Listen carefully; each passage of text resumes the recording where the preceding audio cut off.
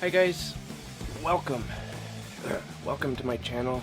I'm Jason White, and this is Jason's Weird Reads.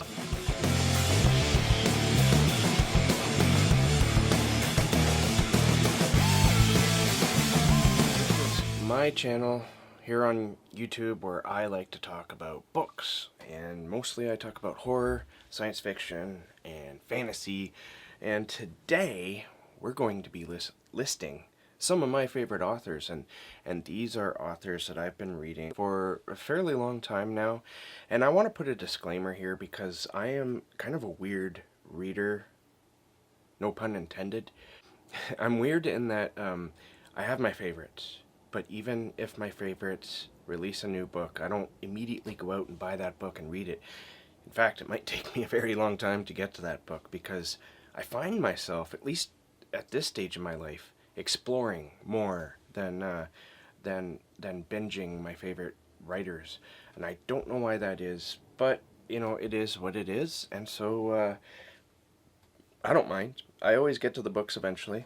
These aren't tiered because I don't think I could tier my favorite writers, but there is a writer on here that I would say, if any of them were my absolute favorite, it would be this person. I would also like to say that this isn't a final list either. These are definitely my favorite writers, but I know for a fact that I forgot somebody or some writers, because this always happens to me.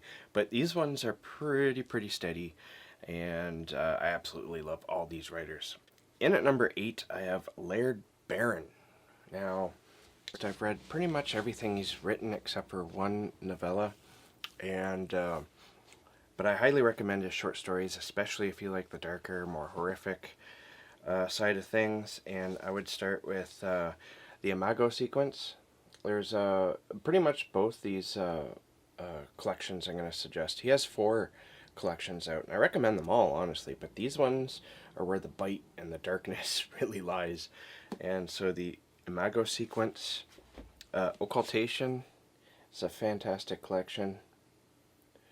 And just want to go through quickly some of the short stories in here that stand out to me, because after a while, with distance comes a blur.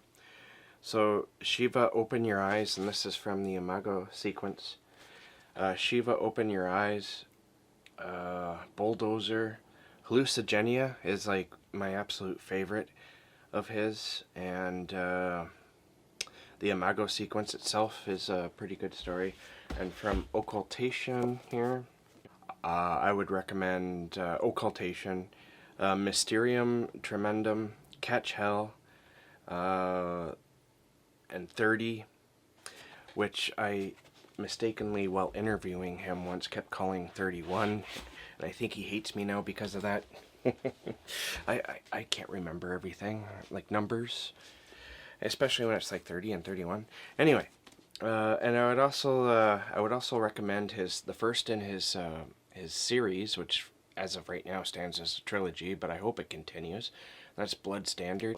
This is a crime novel. It sort of breaks away from his weird fiction and more horrific works, but as you read along in the series, it gets more and more horrific as it goes, and it becomes quite terrifying, and I highly recommend it for everyone, not just weird fiction aficionados or people who want to read something scary. This is, I would say, if you like thrillers, then this is where it's at. This follows a detective, a crime. I forget what he did he was involved with a crime family. I don't think he was like a hitman or anything like that, but basically the family turns against him and they kick him out. They were going to kill him, but they kick him out, and so he ends up taking on a case in this book to help find somebody's daughter who's gone missing. And of course, it takes you into some very dark territory. This book here is more, as the name Standard here suggests, it's more of a standard sort of crime novel. There's nothing really all that new in here, but it's a lot of fun to read. The rest of the series is where it starts to progress, and it's a lot of fun. Alright, next, at number 7 here, I have John Irving. I discovered John Irving at the very early aughts, and he, of course, writes like contemporary fiction that I absolutely love. He can be very funny, uh, very funny. I've talked about him before, so I'm not going to mention any of the books that I've talked about before, but I am going to suggest. Actually, I might have talked about a couple of these. Well, there's one I didn't put in here that would be my favorite, but I'm not going to get into that right now. These are my favorites as well, and the first one is A Widow for 1 Year, follows a female writer and her life and her childhood is very it's very weird childhood, as I guess most of John Irving's characters have weird childhoods. She grows up to be like a best-selling writer, and her father is he writes children's books, and he also has like a strange sort of habit of painting women in the town nude, and then he forgets them. It's almost like a symbolism for, fuck 'em and forget 'em type thing. And so he's kind of an abusive person for that, but you get to see his human side too. Anyways, I don't want to get too far into that. It's kind of hard to talk about these books because they tend to span lifetimes, and they don't really have plots per se, as they are more of a character and a life study. I also have The Fourth Hand, which is I read this book quite a few times. It has a lot of football in it, if you like that. I really enjoyed this book. And also, The Hotel New Hampshire. This book I read fairly early on, I believe, and I remember it being very odd, and there being a situation with a bear riding a motorcycle that had me laughing, like really, really hard. This is the type of John Irving that I really enjoy, and I kind of wish that he would go back to that kind of, but newer John Irving I haven't even read a lot of his newer stuff. So I would suggest reading his older stuff. This is becoming kind of like a trend. I don't know. All right, moving on to number 5. I have John Steinbeck. Some people might be a little surprised by that because I haven't talked about John Steinbeck on my channel at all. But I haven't read any John Steinbeck since starting this channel, so that's a big reason why. But of the books that I love by him, and you know what, a lot of people would probably, if they were going to mention John Steinbeck as a favorite writer, they would probably put Grapes of Wrath on this list. I'm not going to do that. To be honest with you, I might catch some trouble here, but Grapes of Wrath never really, I just couldn't get into that book at all. I just don't like it. I don't know why. It's kind of an odd novel for him. And from my understanding, he thought it would start a revolution, but of course it didn't. Anyway, I would suggest Cannery Row. It's basically takes place on the West Coast, on like a shore city. So there's a lot of fishing, and the characters in this book are just absolutely fantastic. You fall in love with these characters, and I absolutely loved reading this book by John Steinbeck. But it's been like 10 years. Actually, no, it's been closer to 20 years since I've read it. And so I really want to read it again. And there's a second book that I want to read that's, I think it's connected to this story. It has the same characters in it, but I don't know if you need to read them in order or not. I don't think so. East of Eden. This book sort of follows two brothers, and I really enjoyed reading it because it's one of those like lifespan stories. It's a character study, and it's an absolutely fascinating read. And The Wayward Bus, my grandmother actually has a copy of this, and I've since inherited it. And this, like, I think it might even be a first edition. I'm gonna have to find it and look. All right, it's just editing Jason here. Please excuse my pajamas. But yes, I do have The Wayward Bus here. I found it. And I don't know if it's first edition, though. It is published from that time, so it very well could be. But it's very cool. I don't even know why she had this book. This isn't the type of books that she would read.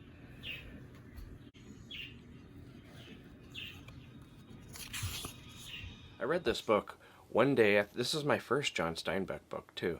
I read it one day while looking after my grandma's house because she was, I think she was in the hospital. And I read it in like a night while lying on the couch, and that gives me warm, fuzzy feelings. Now, the story for The Wayward Bus isn't very intense. It's about a bus ride from like one town to another. I can't remember exactly, but the bus breaks down or gets stuck in the mud somewhere. And so you're following these characters as they're trying to figure out what to do. And there's some interesting yet weird things that happen that, for the time, seem really kind of strange that it was that he wrote that, but really shows sort of human side, both positive and exceptionally negative. And speaking of the human side, I would also suggest Of Mice and Men. This one is a very, very short book. I don't think it's even 100 pages, and it's heartbreaking. The ending is just heartbreaking.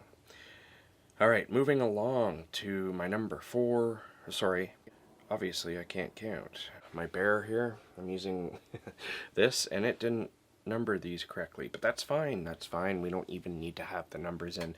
Next, George R.R. Martin. And I put him here completely and absolutely for his A Song of Ice and Fire series. These books I read around the mid-aughts to the final one, Dance with Dragons, came out. And this is pretty much what got me into fantasy. It's not complete. There was a series I read before this, and this was by Raymond D. Feast, his Mid-Chemia books. I can't remember what the actual name of the series is, but it's like Magician Apprentice and Magician Master, and there's a couple more in the first quadrology. And I loved those books, but when I came to A Song of Ice and Fire, it was I was absolutely blown away by these books. Like, holy shit, this is the shit. And the first 3 books are where I think it's at. The 4th book and the 5th book, they're good, but they weren't half as good and mind-blowing and devastating as those first 3 books. So I want to branch out. Everything I've tried to read from George R.R. Martin, like Night Flyers, I think I tried reading, and I just couldn't get into it. I also want to read his book Fever Dream. It's about vampires on the Mississippi River, I believe. So that sounds fascinating. Next up, I have Stephen King. I did a whole video of where I think is a good place to start reading Stephen King, and a lot of those books in there are my favorites. So I'll put that up there if you want to go check that out. But I'm going to add a couple more here. I've been talking a little bit more about Stephen King lately, and it's funny that, for the first 2 years of my BookTube channel, I never really talked about Stephen King. I am now. What sparked that on was basically me reading a Stephen King book and really loving it, and that was later, of course. But I'm going to mention Dumaki here. This story actually reminds me a lot of another favorite of mine, and that's A Bag of Bones. And it has a similar sort of style. It's about loss and grieving, and a ghost story that sort of pushes the protagonist into something much darker than the loss.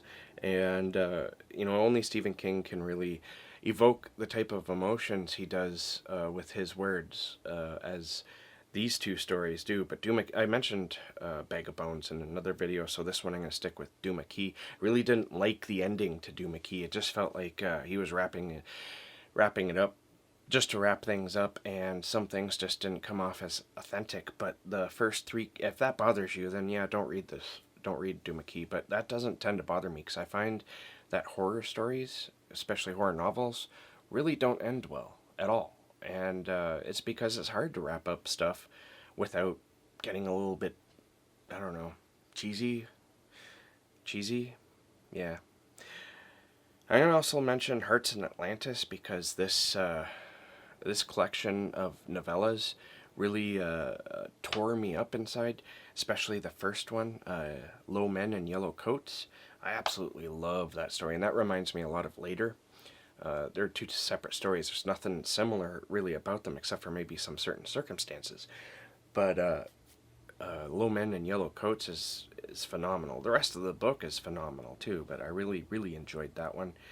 And one that I've mentioned this before in one of my underappreciated horror books videos, Lost Gems, and that's from a Buick 8. This one really tears, like, a lot of people, when I mentioned that book, I said this is my favorite, one of my favorites by King, and it is.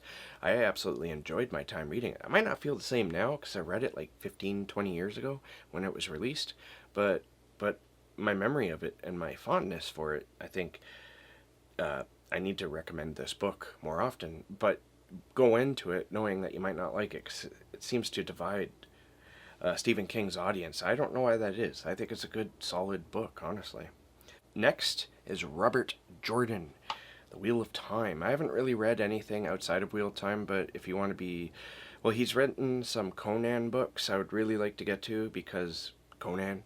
They recently released one of his earlier fantasy books, and I haven't read that yet, but I have read all of the Wheel of Time books, and I would suggest if you wanted to start the Wheel of Time books, read the first 4, because if you don't like the 4th book, you're not going to like the rest of the series. However, if you do start at the beginning of the Wheel of Time with the Eye of the World, and you don't like that book, then just don't.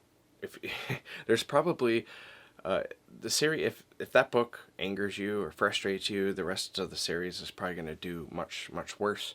But if you like the first 3 books, then definitely read the 4th and see where you stand, because the 4th book really changes how the stories get told. I find that the first 3 books all have this similar plot where they're all together, they get split up, and then they're pretty much back together by the end again. 4th book, everything changes, and it's much more political, and if you don't like that book, you're probably not going to like the rest of the series. That's just my opinion, but that's my advice, honestly. Next up, and this is the last one I'm going to talk about today, Caitlin R. Kiernan.